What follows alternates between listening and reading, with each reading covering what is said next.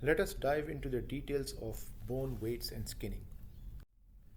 In a hierarchical model, we bind the skin vertices to bones. So this is the vertices of the skin, and the skin is defined in a hierarchy. We have a torso, we have sleeves and pants and shoes as separate objects in the hierarchy, and the vertices in this skin are bound to bones. Here we have displayed them together. Blender is a software application that provides a good interface to 3D modeling, skinning, and rigging. The skeletal model and polygonal mesh can be defined in Blender. So you can both define the model itself and the skeletal that will animate the model inside the mesh. Key poses for animation can be added and exported to files in several formats. You can also perform manual weight painting, or you can choose the automatic option where the weights would be distributed according to some formula based on the proximity of the points to the respective skeletal bones.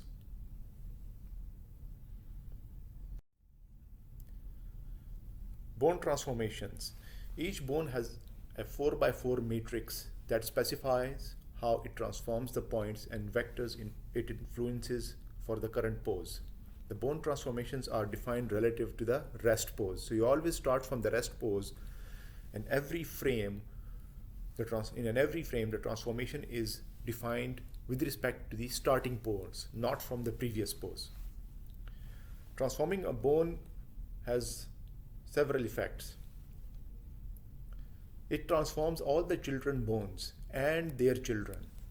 It transforms the corresponding vertices following the bone weights. And it also transforms the normal vectors in a similar way. So to calculate the position and normal of a vertex, the bone transformations affecting the vertex are averaged to the bone weights. Then the resultant transformation is applied to both the position and the normal. So if we have a vertex affected by two transformations, R1 and R2, and the respective weights are W1 and W2, they will be averaged in this way. More details in the coming slides. For each vertex Pi, we'll assign a weight Wij for each bone j. So I stands for the vertex and j stands for the bone number. So how much should Pi move with bone j? If Wij is equal to 1, this means that Pi is rigidly attached to bone j and it moves with only bone j.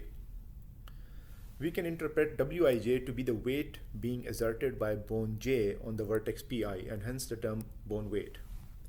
Some properties of the weight Wij are that we want the weights to be non-negative because there shouldn't be any negative effect of a rotation of a bone.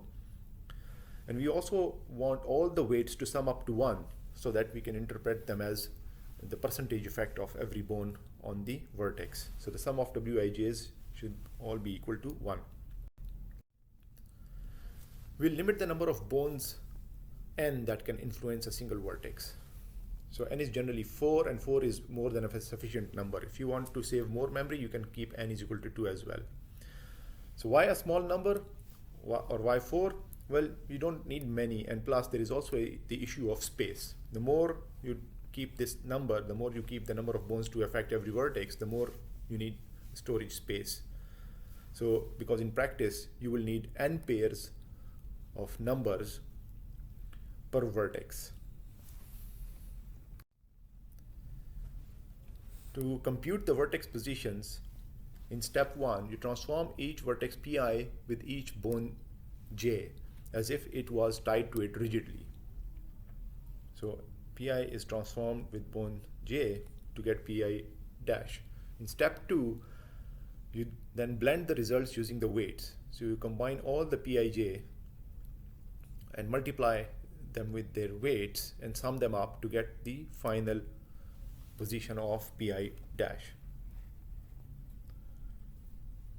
And you can work out from the subscripts that Pij dash is the vertex I transformed using bone j, Tj is the current transformation of bone J, and so on. The necessary data to define relationship between bone hierarchy and the skin are the number of vertices, number of bones, vertex weights, vertex indices, and inverse matrices. Values are extracted from the modeler when loading an animation. Inverse bone matrices are used to transform the skin data from the rest pose object space, which is also called the skin space, to the bone space. That is, to coordinates relative to the position and orientation of the particular bone.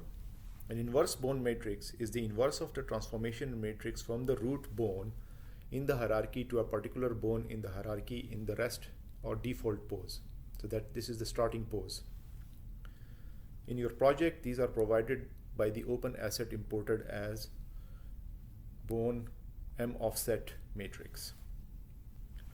See your gnitidreat2.h file. This is defined in your header file. Here is a high-level skinning algorithm.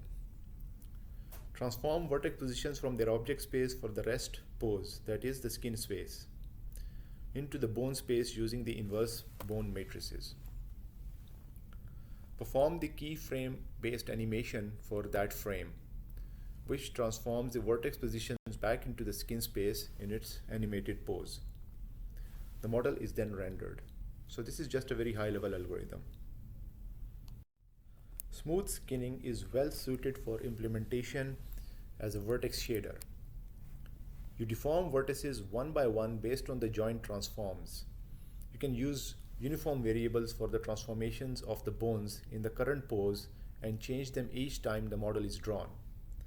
You need to get the bone weights for each vertex to the GPU, that is to the vertex shader, as attributes using, and inside the shader use n or varying variables. These don't change after the model has been loaded. For best performance, normally only a small number of bones, n is equal to 4 or less, as mentioned before, are allowed to affect each vertex.